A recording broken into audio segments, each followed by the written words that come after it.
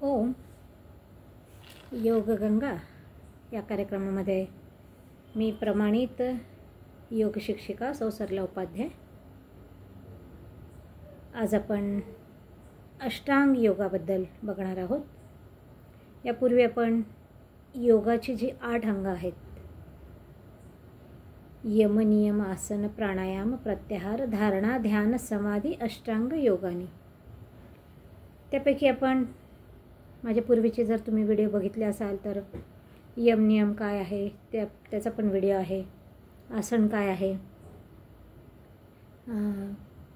प्राणायाम काय आहे आणि प्रत्याहार काय आहे, आणि हे 6वं अंग आहे धारणा।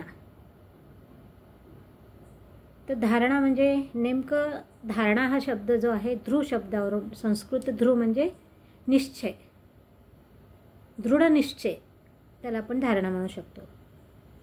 तर त्याची जी पतंजली योग ऋषींनी व्याख्या सांगितलेली आहे, देश बंधस्य चित्तस्य धारणा। तर 3 याच्यामध्ये देश बंध आणि चित्तस्य हे जे 8 अंग आहेत, आपण यमाचं जर पालन केलं तर आपोआप नियमांकडे जातो। मग आपण रोज आसन करतोच आहोत, प्राणायाम आपण रोज करतो। मग आपण प्रत्याहाराची व्याख्या बघितली की इथे बाह्यंतर विषय नाही आहे, अंतर्मुख विषय। हे जे 5 अंग आहेत ते बहिर्मुख आहे, बहिरंग योग त्याला म्हणतात, आणि अंतरंग योग जो आहे धारणा ध्यान आणि समाधी, हे 3 अंग आहेत ते अंतर्योग।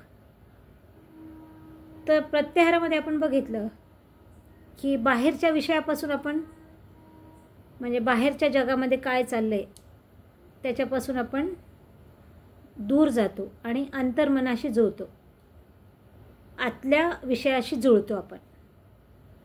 मग त्याच्यानंतर प्रत्याहाराचा अभ्यास झाल्यानंतर आपण धारणाच्या अभ्यासाकडे बरोबर वळायला लागतो। मग उदाहरणार्थ आपण ध्यानामध्ये एखादं, उदाहरणार्थ मणिपूर चक्र आहे किंवा हृदय चक्र आहे किंवा ब्रह्मरंध्र आहे किंवा नाभी चक्र आहे, ज्या चक्रावर आपण जसं धारणा आपली, म्हणजे जिथे आपलं लक्ष स्थिर राहतं त्याला पण आपण धारणा म्हणू शकतो। आणि त्याच्यानंतर मग एका ह्याच्यावर स्थिर झाल्यानंतर मग आपलं ध्यान, म्हणजे जोपर्यंत आपण हे एकेका अंगाचं अभ्यास करणार नाही, मग ध्यानाकडे आपण जसं म्हणू की आमचं ध्यान लागत नाही, ध्यान लागत नाही। मग ध्यान लागण्यासाठी ह्या सगळ्या अंगातून आपल्याला जावं लागेल, सगळ्या अंगाचा आपल्याला परिचय करून घ्यावा लागेल, नेमकं काय आहे ते समजून घ्यावं लागेल। आणि साधनेचा जर अभ्यास वाढवायचा आहे आम्हाला पुढे, तर म्हणून आम्हाला धारणा काय आहे हे पण समजून घेणं आवश्यक आहे। तर दृढ निश्चय, की उदाहरणार्थ आम्ही ओंकाराचं ध्यान करतोय, तर ओंकाराचंच नामस्मरण सतत आमच्या स्मरणामध्ये राहतं। मग एकाच याच्यावर आम्ही स्थिर राहतो आणि इथे अंतर्मुख होतो आपण। हे 3 जे अंग आहेत ते अंतर्मुख होण्याशीच पतंजली ऋषींनी सांगितलेलं आहे, संबोधलेलं आहे। तर ह्या पद्धतीनेच आपल्याला, ह्याच्यानंतर ध्यानाचा व्हिडिओ माझा ऑलरेडी अपलोड झालेला आहे, ध्यानाची विशेष माहिती सांगितलेली आहे, ध्यान कसं करायचं, 2-3 माझे ध्यानाचे व्हिडिओ अपलोड झालेले आहे।